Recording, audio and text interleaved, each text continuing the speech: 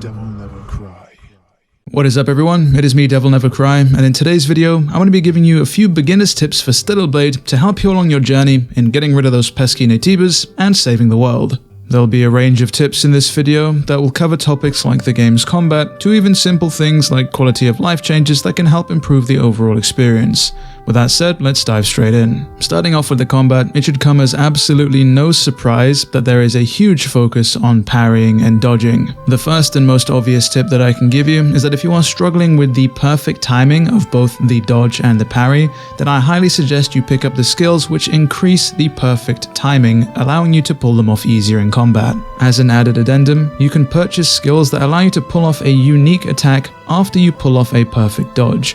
However, it's worth thinking twice as to whether or not you should use this skill, as if you end up dodging an attack that is in the midst of an enemy's attack animation, which typically they're multi-hit attacks, you can find yourself zipping straight back into an enemy after dodging them, incurring damage that could have been avoided. It might seem counterintuitive to hold back on those retrieval attacks, specifically as you've taken the risk to pull off a perfect dodge, but just be aware. Also, if you're having trouble just avoiding enemy attacks, particularly when you don't have the double dodge skill unlocked, then the best advice I can give you is to simply try and sprint away from an enemy in a straight line.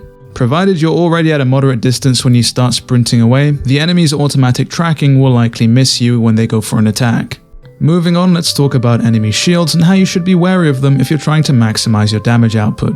It's obviously no surprise with a name like Enemy Shield that whenever this shield is up, enemies will sustain minimal damage, and so you should be saving your strongest and heaviest hitting beta attacks for after you've depleted the shield out entirely, so that you can do the most amount of damage possible.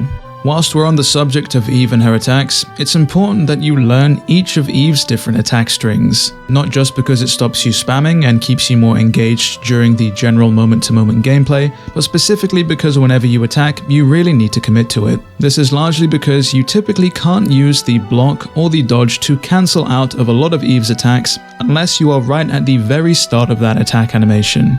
So if you see an enemy gearing up to attack you mid-combo, you're not going to be able to cancel out in time to act accordingly. Thus, it's worth knowing what attack strings are long and what attack strings are short, allowing you to mix things up depending on how much time you have. You'll be able to practice these attack strings either in the training room or simply somewhere out in the open. Moving away from the game's combat entirely, let's talk about altering Eve's aesthetic. If you're interested in changing Eve's hairstyle, then you're gonna want to do the first customer side mission. You gain access to this mission very early on in Zion, just be sure to keep an eye out for the quest marker near the hair salon. If you're interested in some spicy outfits early on, definitely check out Zion's information dealer, Roxanne. Check out Sister's Junk in Zion if you're after a set of earrings, and if you're after those ever elusive pieces of eyewear, then you're going to want to seek out Digger. For the merchants in particular, what I can't stress enough is that if you want new items, you're going to need to increase that merchant's affinity. That may initially sound complicated, but all you need to do is purchase items from that specific merchant's store. The more money you spend, the more that affinity bar is going to go up. And once you go over the threshold to go up a level, you'll unlock new items in the store. You'll probably notice that a lot of the pieces of attire that you want to buy don't take gold as a currency and require Vitcoins instead. Throughout my time in Stellarblade, I've found the majority of my Vitcoins simply through exploring and breaking all of the breakable objects that I could find in the environment. So just make sure that whenever you're playing, you are thoroughly exploring, and that you're breaking every breakable object that you come across. As an added addendum, if you find the process of manually having to mash the trigger to pick up items whenever you walk across them, do be sure to go into the settings menu and turn on the auto item pickup. This means that for the majority of the items and materials that you come across, you simply have to walk over them to pick them up. Initially I didn't mind having to pick up things manually, but it definitely got old quite quick. Pressing ahead, camps are fairly important to the overall experience of Stellarblade, seeing as they are points where you're able to respawn from should you perish during combat. However, I've also found that if you perish after using a payphone quite recently, having not used a camp beforehand, you can also respawn at that payphone as well.